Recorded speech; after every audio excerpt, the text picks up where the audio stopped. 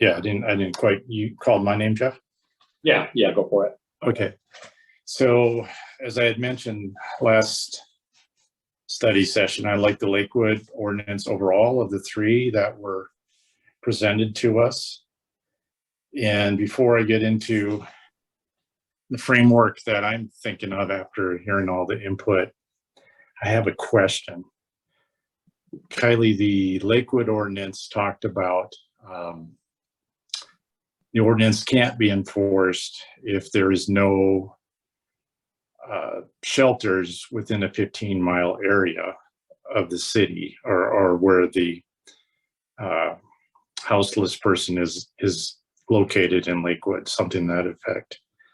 In other words, it doesn't have to be contained within Lakewood City's borders. If a shelter is not available, then the law cannot be enforced. Do we have that situation now? I know there's a shelter being built in Port Orchard, but if we passed an ordinance that prohibited camping if there was a shelter within 15 miles of the city limits, is there such a place? Do we have the capacity now? So just to clarify, so Lakewood's ordinance has a couple of features. One is that the wetland or protected waters area. And I'm sorry, Yeah. are you having a hard trouble? Can you hear me? I can speak Yeah. up. Okay. The protected waters area is not contingent on shelter space availability. That's where Lakewood goes with that.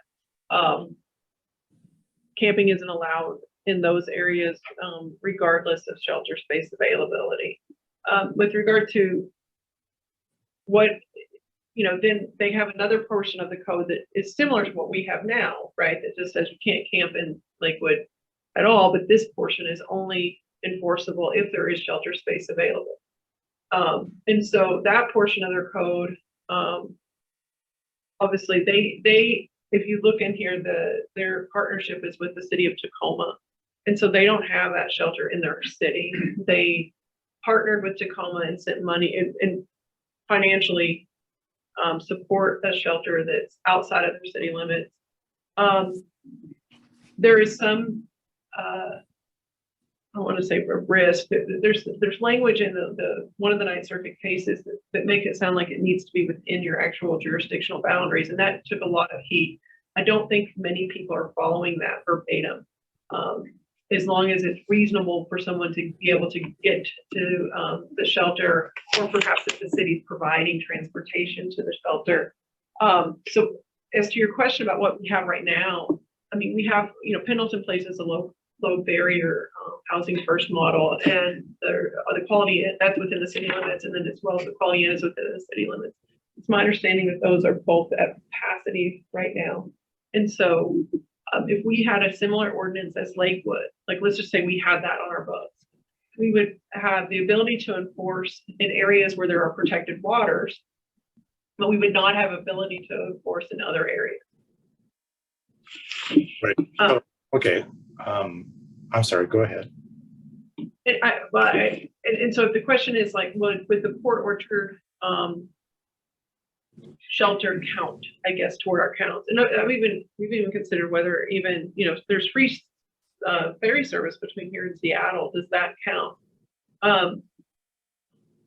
This is a gray area, and there's not a black and white law letter answer that I can give you, except I can say that municipalities are looking at like what they feel is reasonable for a person in that situation to access.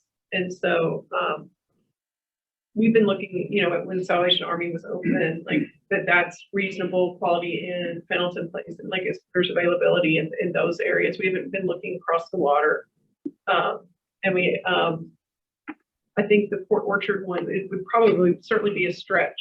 So I don't think that particular location would be one that we'd consider as a part of our shelter availability. But that's going to be something that's developing as these cases, move through the courts.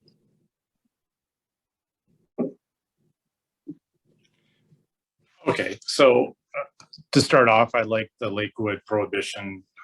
It's just like our Shoreline Management Act, right? Within 200 feet, development has to be protected, basically. And so I do like that as far as, the unintended consequences of camping with no sanitary facilities. We want to protect our watershed. So hopefully everybody's in agreement with that. I want to, listening to the testimony last week, I want to take into the concerns like other council members mentioned about the people on MLK Way, the residents and how they're affected. And it's particularly on their street, but as we know, it could be on anyone's street. And so the approach that I'm thinking about, I'm thinking out loud, and people that aren't listening start attacking me or whatever. Hey, we got to come up with some solutions. So I'm just going to throw it out there. I could be wrong, but you got to try. So I want a balanced approach, I think similar to what my previous council members had just spoken about. And the way I would approach it is, if there is no shelters available, then you can camp in the city of Bremerton. But you can't camp in all public spaces. I want to avoid the camping on the sidewalks across from somebody's house or in front of somebody's house. I would designate public spaces that are in the city of Bremerton that have the least amount of impact on its residents. Doesn't necessarily have to be a park, but it could be a park. It could be a city space that is not being developed whatsoever. And we put up our adequate facilities like a porta potty or whatever to give these people some sanitary services, which are better than what they have now. And that would be provided if there is no shelter space, and we can work out the mechanics of that definition, whether it has to be within the city or not. And we would have an incentive then as a city to provide shelter space, because we're going to get complaints wherever these areas are as well. But I think that approach would be preferred to what we have now.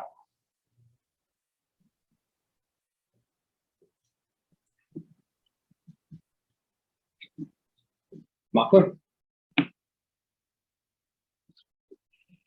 Thanks.